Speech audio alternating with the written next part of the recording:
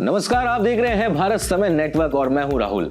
आज हमारे साथ चर्चा करने के लिए स्टूडियो में मौजूद हैं सीनियर जर्नलिस्ट जो अपने आप में बहुत ही काबिल हैं और बहुत ही तेज हैं। सीनियर जर्नलिस्ट मौजूद हमारे साथ में स्टूडियो के अंदर, जिनका नाम है अमृता मौर्य। नमस्कार मैम, कैसी हैं आप? नमस्कार मैम, पूरे देश में नहीं पूरे विश्व में चर्चा चल रही है इस वक्त विनेश फोगाट की। उनके बारे में जानने से पहले मैं आप लोगों से ये जानना चाहूंगा, हमारे दर्शक भी आपसे जानना चाहेंगे कि रेसलर जो रेसलिंग की शुरुआत हुई है और रेसलिंग के अंदर जो हालात बिगड़ते चले गए, उसकी शुरुआत कब हुई है?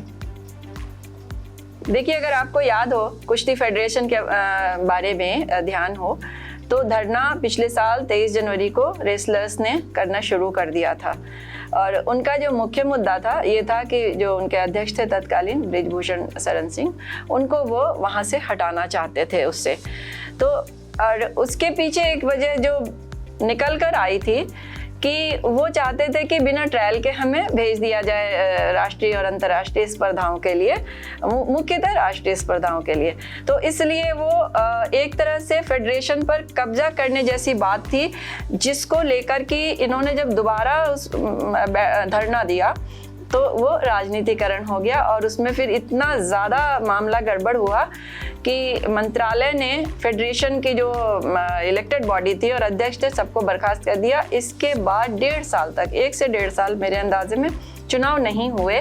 तो उस समय जिन बच्चों को आगे कुश्ती में जाना था, जिनकी प्रतियोगिताएं होनी थी राष्ट्रीय अंतर्राष्ट्रीय स्तर की, क्योंकि ये चुनी बॉडी अब रह नहीं गई थी, तो ये जा नहीं सके, इनका ट्रायल नहीं हो पाया, तो इनका भी करियर खराब हो गया। और जिनका वो एक तरह से डेडलाइन था एज का, तो वो उनका वो स्पॉइल हो गया। तो इससे मतलब जो रेसलर, जो खिलाड़ी तैयार हो रहे थे, उनका मनोबल टूटता चला गया। मनोबल टूटा और ये अंदर ही अंदर, जो बात बाहर नहीं आई, अंदर ही अंदर खिलाड़ी 2 भाग में बट गए, रेसलर्स। यस। कि ये अपने लक्ष्य के लिए, कुछ रेसलर्स आगे हैं, विरोध कर रहे हैं, और कुछ कि हमारा इस धरने से और इससे कोई लेना देना नहीं, हमें हमारा करियर ज़्यादा महत्वपूर्ण है। तो ये अंदर ही 2 भाग में बट गए थे। इसकी चर्चा ज़्यादा नहीं हुई कभी कभार, लेकिन ये बात बाहर आई थी। तो ये भी कारण हो सकता है कि रेसलिंग के अंदर यहीं से हालात बिगड़ते चले गए। अभी पूरे विश्व में विनेश फोगाट की चर्चा है। गोल्ड मेडल जीतने से पहले, फाइनल में पहुंचने से पहले वो डिस्क्वालीफाई हो गई, और डिस्क्वालीफाई का रीजन सिर्फ और सिर्फ उनका बढ़ता हुआ वजन पाया गया, 100 ग्राम वजन। इस पे आपका क्या विचार है? देखिए, फिर मैं उसी धरने पे आपको ले जाऊंगी। अगर आपको ध्यान हो तो वो जब लंबा चला धरना उनका, और उस बीच वो प्रैक्टिस में नहीं थी, तो इससे क्या हुआ, उनका वजन मेरे ख्याल में 57-58 किलो के आसपास था। और अभी वो किस कैटेगरी में गई हैं? 50 में। 50 किलो की कैटेगरी के अंदर उन्होंने क्वालीफाई किया। हाँ, क्वालीफाई किया।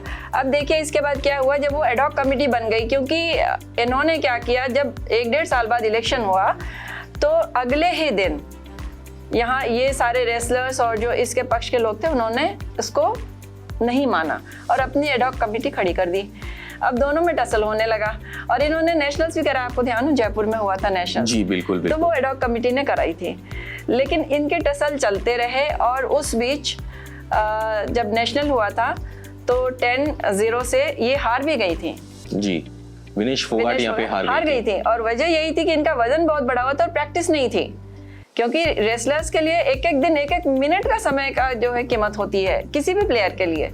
अगर मैं आपसे पूछूं कि ओलंपिक के अंदर, ये खेलों का महाकुंभ होता है, इससे बड़ा स्पोर्ट्स के अंदर कोई इवेंट नहीं होता है, और यहाँ पर हर इंसान पहुँचता है अपने देश को रिप्रेजेंट करने, ना कि वो अपने आप के लिए रिप्रेजेंट करने पहुँचता है।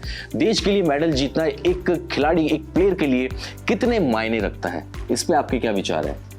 देखिए, हम तो बिल्कुल कहना चाहिए किनारे आकर डूब गए हैं, वो स्थिति है। अगर हम अपने देश की तरफ से सोचें तो सिल्वर कम से कम पक्का था, हम तो गोल्ड की नज़र लगाए बैठे थे इनको, विनेश फोगाट को लेकर, है ना। इसमें मुझे ऐसा लग रहा है कि विनेश का जो डाइट प्लान था उसमें कहीं कुछ गड़बड़ थी, क्योंकि देखिए ज़्यादातर खिलाड़ियों का ये होता है कि ये प्रैक्टिस करते रहते हैं और 2 किलो वज़न इनका नॉर्मल से, जिस कैटेगरी है उससे ज़्यादा रहता है, क्योंकि इनको एनर्जी भी चाहिए, खाते पीते हैं, उस हिसाब से इनका डाइट प्लान होता है। लेकिन जब इनका फाइनल होने वाला होता है, क्वालिफाई करने के लिए जब जा रहे होते हैं, उसके समय के आसपास ये अपना वो 2 किलो वज़न जो एक्स्ट्रा था उसको कम कर लेते हैं। तो इनके साथ थोड़ी मुश्किल ये थी कि इन्होंने जो ट्रायल दिया था और जब यहाँ चल रहा था फेडरेशन का झगड़ा और एडॉक का झगड़ा, उस बीच इनके दोनों के समझौते हो गए थे और एडॉक कमेटी और इनकी जो इलेक्टेड बॉडी थी, दोनों ने साथ मिलकर इनको यहाँ पे ट्रायल कराया था। इस ट्रायल में ये 50 और 53 दोनों में इन्होंने अपने आप को क्वालिफाई कराया। अच्छा, क्वालिफाई कराया इन्होंने। कराया मैं इसलिए कह रही हूँ कि आप एक ही कैटेगरी में आइए। जब आपकी 56 और 57 की थी वजन की आप थे, तो आप 2 कैटेगरी में जा रहे हैं। आपको मतलब इतना कैसे आप वैरी कर सकते हैं? 2 किलो का तो समझ सकते हैं, जो कि ट्रायल में भी जब इनका ट्रायल होता है ना, तो वो 2 किलो का इनको मार्जिन मिलता है। तो आप 2 किलो का मार्जिन तो ठीक था, लेकिन 3 किलो का मार्जिन लेके आप आ गए, तो इसको तो कराया ही बोलेंगे ना। बिल्कुल बिल्कुल, ये बात भी सही है कि मतलब असल कहानी हम लोगों को नहीं पता होती है, लेकिन एक प्लेयर के पीछे उसकी पूरी टीम होती है जो मेहनत करती है।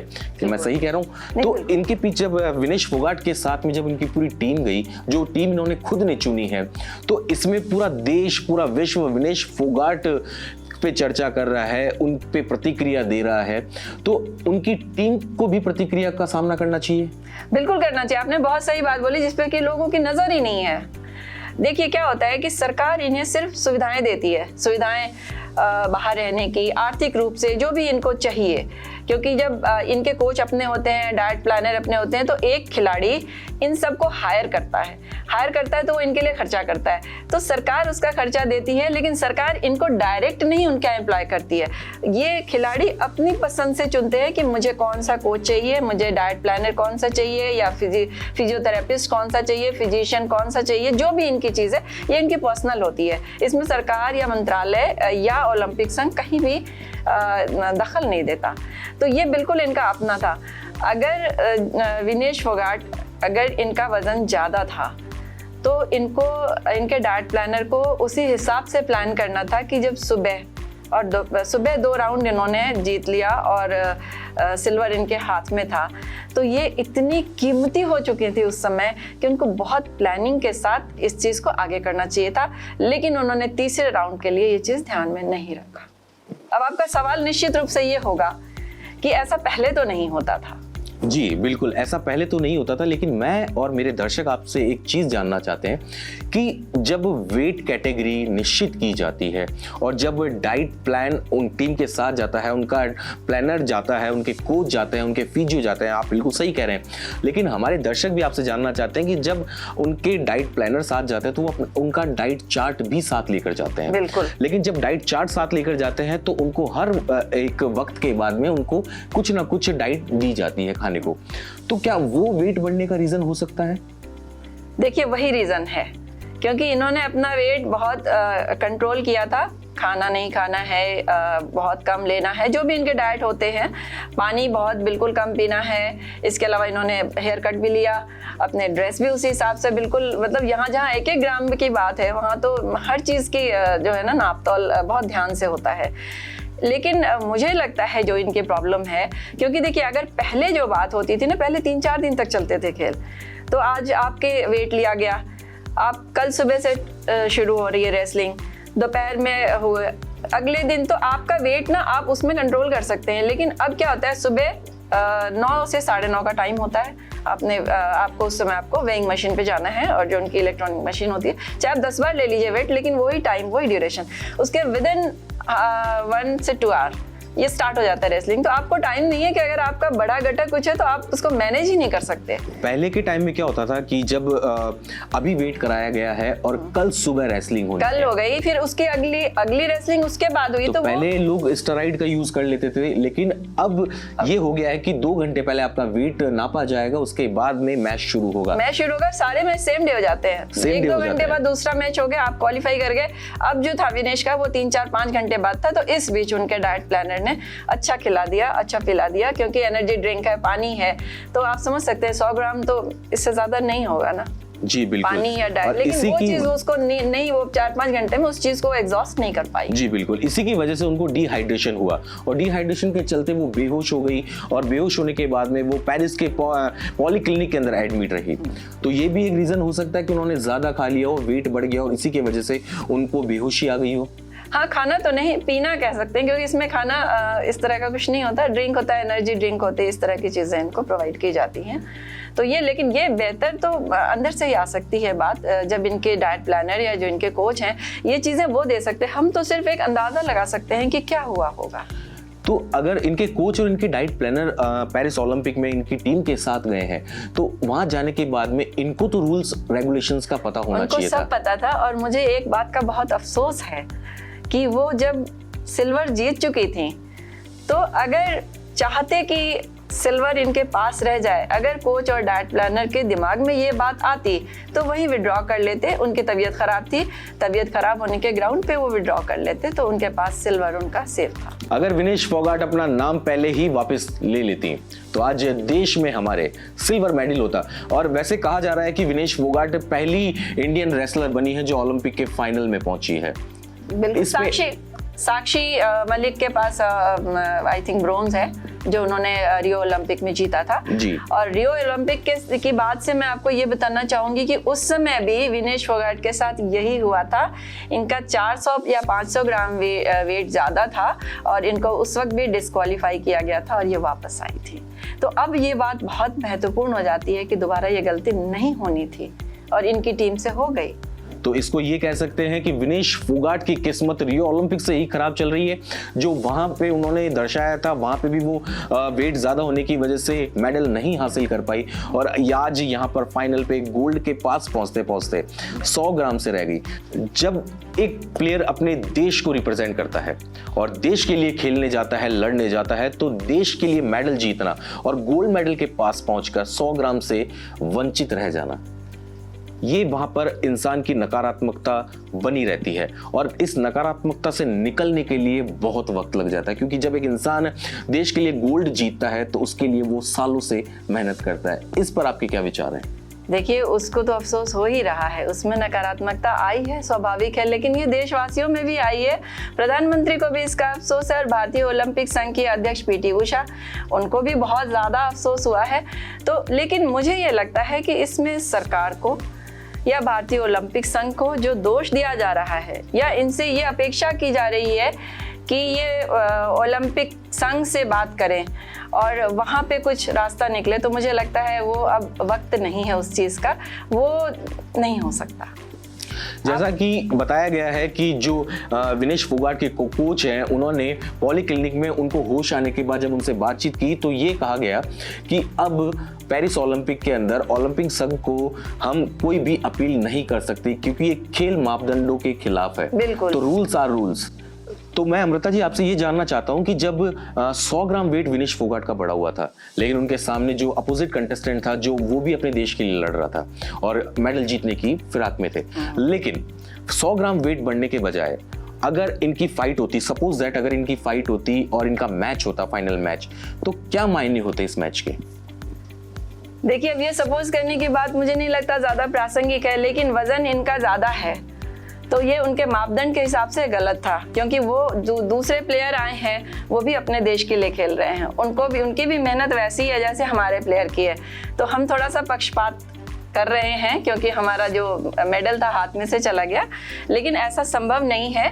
हाँ, पहले में जहाँ तक पहले की बात है तो बहुत सारे और तरीके थे जिससे वजन कम किया जाता था। इसमें पेट साफ करने की, लूज मोशन की दवाएं ली जाती थी या और जो चीजें थी, खून निकलवाते थे लोग। एग्जैक्टली। तो ये सारी चीजें अब बंद हो चुकी हैं, काफी ज्यादा इनके नॉर्म्स जो हैं वो बहुत कठोर हो चुके हैं। जी हाँ, तो फेडरेशंस के रूल्स एंड रेगुलेशंस अब काफी ज्यादा टफ हो गए हैं। बहुत टफ कर दिया। उसकी वजह यही है कि दोनों खिलाड़ी बराबर रहें, बराबर वजन के रहें। जब उनकी कैटेगरी वही है तो फिर उनको उसी वजन में रहना है ताकि इनकी लड़ाई, इनकी फाइट जस्टिफाइड हो। तो ये चीटिंग वाली जो चीजें हुआ करती थी वो जमाने चले गए। अब 100 ग्राम तो क्या 50 ग्राम 1 ग्राम भी फर्क आता तो ये नहीं लेते, ये तय है। और ये सिर्फ भारत के लिए नहीं, ये किसी भी देश पर ये लागू होता है। बिल्कुल सही कहा आपने कि कम ज्यादा से जीत का पता नहीं चलता, समानता पे हमेशा जीत का पता चलता है और समानता पे ही हमेशा जीत निश्चित होती है, तभी हार और जीत फिक्स होती है। तो मैं आपसे एक चीज और जानना चाहता हूं कि जब पहले के जमाने में क्या होता था वो हमें उससे लेना देना नहीं है, लेकिन आज की अगर हम बात करें विनेश फोगाट की, तो डॉप टेस्ट भी होते हैं और नाडा वाले भी आ जाते हैं। अगर उन्होंने स्टेरॉइड ले रखा है तो उससे भी फर्क पड़ता है, तो नाडा वाले भी आ जाते हैं। लेकिन ये सारी चीजों को नकारते हुए हम सिर्फ इतना जानना चाहते हैं आपसे कि मैं वापस से उसी बात पे आऊंगा कि अगर वो अपना नाम वापस ले लेती तो आज सिल्वर मेडल होता हमारे पास। बिल्कुल सिल्वर होता। ये उनके समय रहते सोचने की चूक थी। अब जो हम बात कर रहे हैं कि सिल्वर के लिए वहां रिक्वेस्ट करें, उसके बजाय ये चीज जो अगर निर्णय लिया जाता तो ये हमारे लिए फायदेमंद होता, क्योंकि सिल्वर हमारे हाथ में था और उसको समय पे रोक लेने की जो निर्णय था ये वो नहीं ले पाए। तो ये उनकी तरफ से ही एक चूक हुई है। इसमें ना तो सरकार कुछ कर सकती है, ना भारतीय ओलंपिक संघ कुछ कर सकता है। तो हमें इस मेडल को भूल जाना चाहिए। अगर मैं आपसे बात करूं कि ओलंपिक की ही, तो एक प्लेयर हुआ करती थी मैरियर जोन्स, जिन्होंने 6 गोल्ड मेडल जीते, लेकिन डोप टेस्ट में फेल होने के बाद में ओलंपिक संघ ने उनसे 6 के 6 गोल्ड मेडल वापस ले लिए गए थे। और अगर वो डोप टेस्ट ना देती तो आज 6 के 6 गोल्ड मेडल उनके पास होते। तो यही लेकिन रूल्स आर रूल्स। बिल्कुल यही मैं कह रही हूँ कि हर देश पर लागू होता है, क्योंकि हमारे साथ पहली बार हुआ है इसलिए हम लोग थोड़े शॉक में हैं। लेकिन हम ये अब अपेक्षा करते हैं अपने खिलाड़ियों से कि इस तरह की चूक, ऐसी गलतियां नहीं होंगी। सिर्फ खिलाड़ी नहीं, उनके डाइटिशियन जो हैं, उनके फिजियोथेरेपिस्ट जो भी हैं या उनके कोच हैं, क्योंकि सरकार इनके ऊपर बहुत खर्चे करती है, बहुत ज़्यादा खर्चे करती है। आप अगर विनेश फोगाट की बात कर रहे हैं, आप देखिए कि इनका फरवरी 2023 से जो टसल चल रहा था, इसके बावजूद नए अध्यक्ष आ गए संजय सिंह, जिनको ये कहते थे बृजभूषण शरण सिंह के ही ये करीबी हैं और हमें सपोर्ट नहीं करेंगे। इसके बावजूद ये यहाँ पे इन्होंने खेला, ट्रायल दिया, सिलेक्ट हुई, सरकार ने इनको सारी सहूलियत दी और ये वहां तक पहुंची गई। तो आप कहते हैं कि इन्होंने टीम भी अपनी ही खुद ने चुनी। हाँ, ये तो टीम अपनी, सभी खिलाड़ी अपनी ही टीम रखते हैं। सभी खिलाड़ी, टीम मीन्स जो इनकी पर्सनल टीम होती है, जो इनका पर्सनल केयर करती है, या फिटनेस से लेकर डाइट से लेकर और कोच तक सभी, और फैमिली मेंबर्स भी जो ले जाने हैं। तो ये सभी प्लेयर्स अपना सिलेक्ट करते हैं। इसमें कहीं ओलंपिक संघ का, भारतीय ओलंपिक संघ का या मिनिस्ट्री का, हमारे खेल मंत्रालय का कोई दखल नहीं होता है। तो ऐसा कहा जा सकता है कि विनेश फोगाट से चूक नहीं हुई है, चूक हुई है उनके कोच से, उनके डाइटिशियन से, उनकी अदर टीम से, क्योंकि पीछे की कहानी कौन दोहराता है? पीछे की कहानी को कोई नहीं पूछता है। हमेशा उगते सूरज को सलाम करते हैं।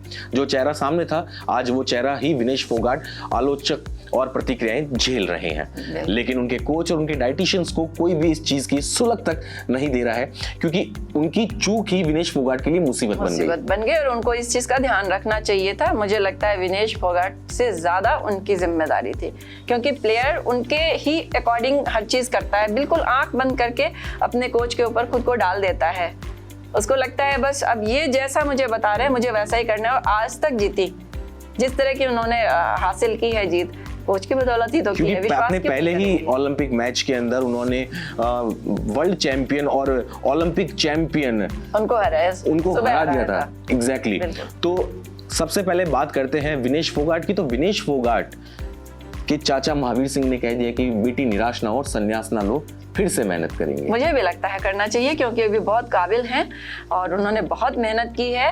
राजनीति और जिस तरह की चीजें थी उसको छोड़कर जब से वो लौटी हैं अपने रेसलिंग रिंग में, उसके बाद से आप देखिए उनकी परफॉर्मेंस बहुत अच्छी रही। मुझे नहीं लगता कि उनकी अपनी मेहनत में कोई कमी थी। देश के लिए सिल्वर मेडल में भी चूक हो गई और गोल्ड मेडल में भी चूक हो गई।